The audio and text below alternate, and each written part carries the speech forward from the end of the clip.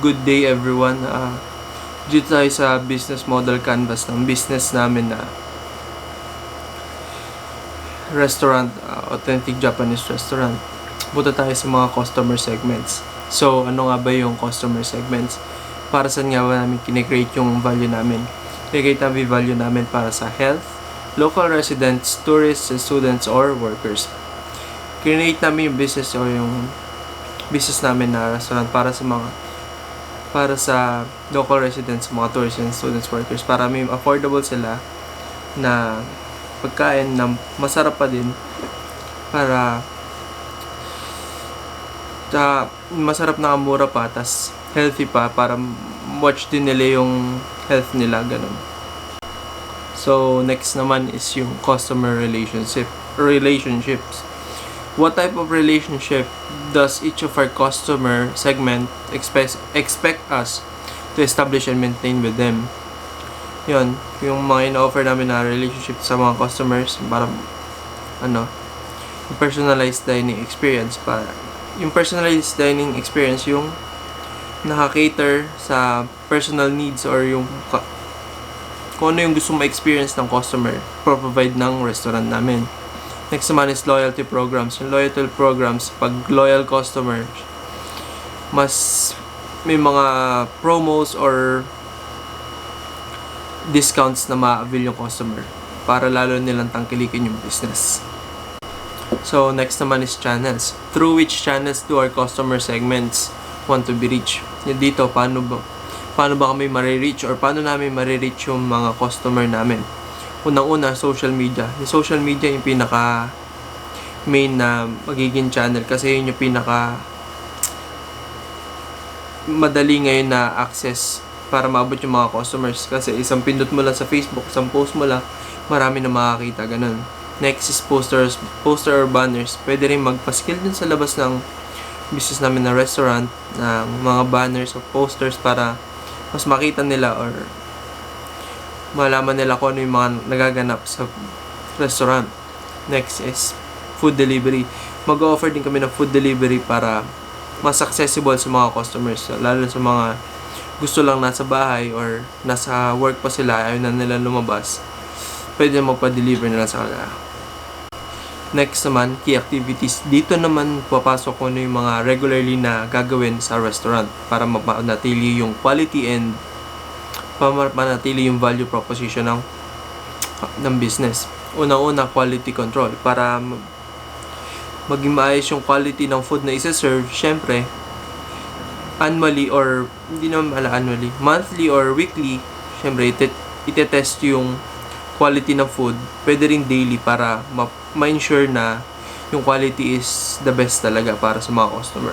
Next naman is promos. Maglalagay din ng promos regularly or pwede monthly, by end of the month, or every 15th of the month, para mas marami mahatak na customer, para ganun.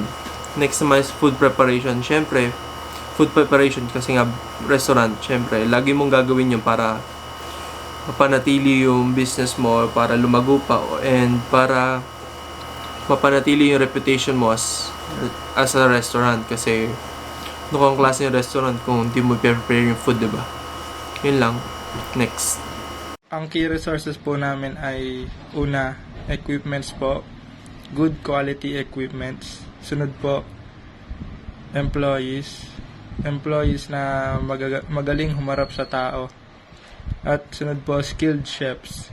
Chef na magaling magluto. Partners. Who are the key partners? Ito yung mga local supplier, delivery, food service, saka food delivery apps. Ito yung local supplier, ito yung mga pinagkukunan namin ng mga supply sa kagamitan namin sa aming restaurant. Saka yung food delivery apps naman, ito yung kunwari sa Food Panda, yung order ka na lang through apps. Sa delivery food, ito yung di-deliver mo yung pagkain through your service app sa mga customer. Cost structure. Ang cost structure, tinutukoy lahat ng gastos at expenses na natatamo ng isang kumpanya habang pinapatakbo ang isang negosyo. Ang panghuling hakbang na ito ay proseso ay mahalaga dahil makakatulong ito sa iyong kumpanya para masuri at malaman kung naaayon ba ang lahat ng gastos mo sa iyong kumpanya o nalugi lang. So dito po tayo sa may revenue streams. So for what value are customers really willing to pay? So sa may business po namin na restaurant po is yung may offer po namin para po kumita kami ng pera is yung catering service po.